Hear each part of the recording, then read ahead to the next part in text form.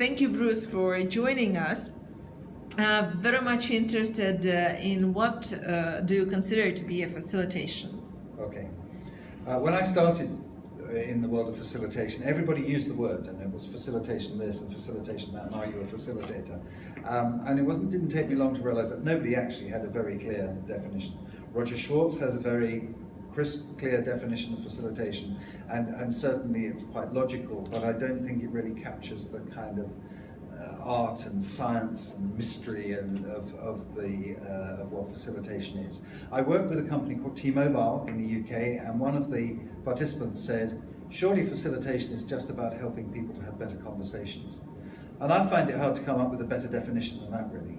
I mean, if you look at the etymology of the word facilitation, it's about making things simpler or easier, but that's not really the essence of it. Helping people to have better conversations and thereby deliver better results, whatever they consider those results to be. Okay, in this respect, how do you think it will develop in future?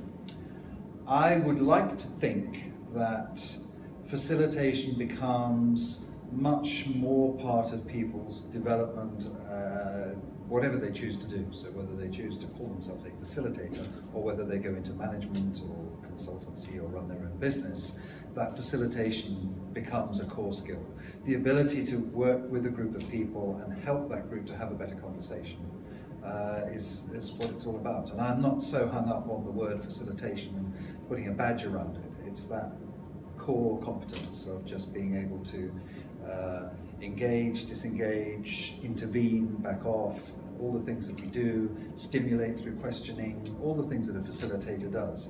And the more you do it and the longer you've done it for, you do it instinctively and intuitively, but at the same time, hopefully, the rigor with which you reflect on what you do becomes greater too. So you're always reflecting and checking back on what you've done, and you're delivering what your customers want.